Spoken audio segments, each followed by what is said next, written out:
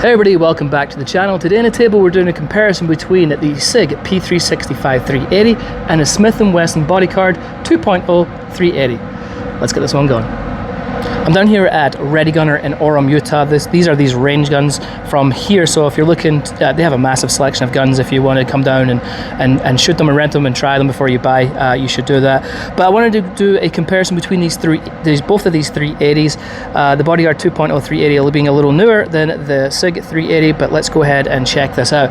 Now, P365, or the SIG P365, when it was chambered in 9mm, was a game changer when it came out. Obviously they've now come out with a 380, and so this is the same size as a P365 9mm, it's just chambered in 380. But let's go ahead and check it out. So again, it's going to look exactly like a P365. The stippling's all the same. Got one finger groove right there. Stippling's really nice, got the logo on there. And then you have the mag with the pinky extension. And I have medium-sized hands, and I definitely need that pinky extension to get my whole hand on there. This particular magazine holds 10 rounds of 380. And you can get extended, larger capacity ones for these if you'd like. But yeah, metal mag, 380 mag. 10 rounds. Moving up, you've got a nice oversized mag release right there. Nice high trigger guard, undercut to get your hand, being a smaller gun, you really need that to kind of get your hand up there and onto the grip. So that's your trigger underguard. Trigger guard has no serrations or anything like that. Moving to the trigger, this is where I feel like SIG striker fire guns are always kind of a letdown. They have a kind of a thunk. Their hammer fire guns are amazing, but this is their striker fire. So let's have a look at this. You got some take up at the wall, thunk. Does that make sense? It's not like a crisp break, it's a thunk. That reset is extremely positive and tactile and short. Thunk. Yeah, the reset's fantastic. Now these are these are carry guns, they're self-defense guns, they're not competition guns. So everyone's like, why are you complaining about the trigger? I'm not complaining about the trigger. I'm just telling you about the trigger so you understand what it feels like. So if you're making a purchase, you understand that this is a thunk and it's not the best. But when you're shooting it, you really don't notice. But it's just something, as I say, I want to point out. Okay, so this has a proprietary SIG rail up here. Now, some of the newer SIGs, so they may have a newer 380 that you can put on some different lights, but this particular model has the proprietary. Again, if it might have a newer one out where you can have a better rail system. Takedown lever, slide lock, slide release, really simple, really flush fitting, because this is a carry gun and you want to make sure there's nothing to snag on there. It's not ambidextrous, as you can see. Moving up to the side, you got the slide. You got some serrations front and back. They work great, no problems. So you have iron sights, obviously right there, and then you have an optics cup for an RMSC. So this is optics ready.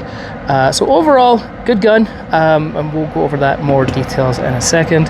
Let's move along to the Bodyguard 2.0 380. The first thing I wanted to, how light this thing is. Stupidly light and crazy thin. Look at the thickness difference between these two.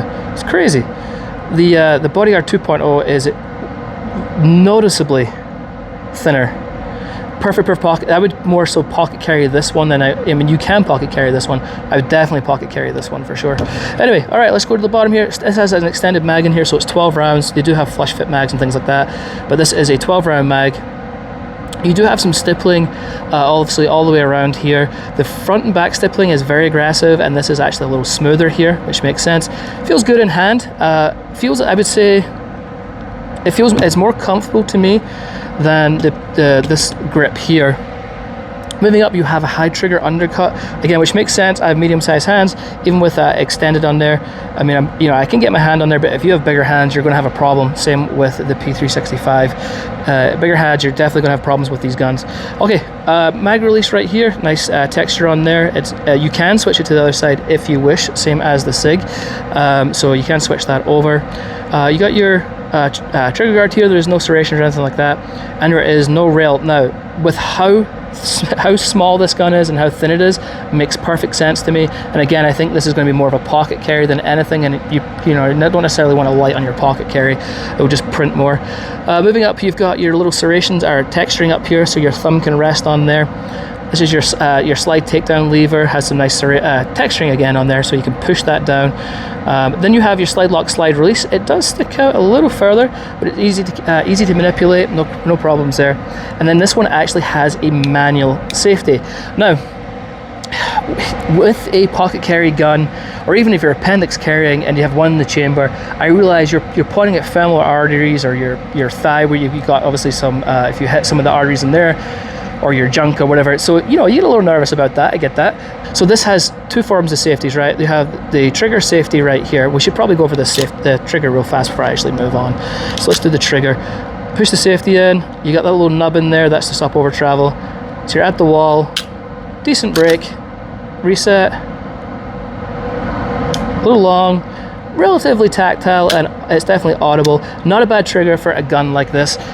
So obviously you got a safety on there, and then you have a safety up here. My concern is with manual safeties, if I am drawing this gun in a high stress situation, if I'm pulling it out and presenting to fire, this hasn't got like a typical lever you just push down. This one's a lot harder to hit, and again, if I brought my hand up on other guns, I would just push, you know, the sweeping motion to push the safety down, and I'm good to go. But this one is definitely more. You can't really do that. You're really gonna have to brake and switch that safety off. So that makes me a little nervous because, as I say, high stress situation, you fumble it, you forget about it, you know, it could cost you dearly. So that's why I have issues with manual safeties, and in particular with this one, but I get it, why people would like the extra safety, manual safety and things like that. So that's going to be a love or hate. That's going to be totally up to you. For me, I get it, but I just don't like the design of it, I think, is more so. Again, if I had a lever, that might be a little better. Anyway, moving on. Slide. Nice slide serrations on the front and back, nice and grippy, no problems there. So it's a little thicker at the back. I do thin it down to the front here. As you can see, it kind of cuts down into your serrations. So yeah, very nice. Moving up, you've got your sights here. This has a high vis front sight on the end there with blacked out. If I can get that to focus again. There we go, blacked out with serrations for your rear sight. Good sights out of the box. Again, I think with this being more of a pocket pistol, you're definitely going to be up close and personal when using this. It's so thin, I don't think they could get an optics cut on there. And again, if it's a pocket pistol, you probably don't want an optic on it anyway. So yeah, overall, decent gun. No problems there. Let's go ahead and shoot it and see what we think.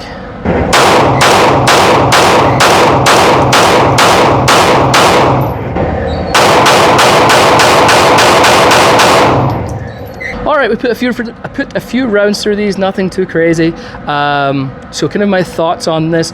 This is a bigger, heavier gun than this one. This one definitely shoots nicer than this one. They're both really good guns though. I mean, this one being thicker, you still could pocket carry it if you wanted to.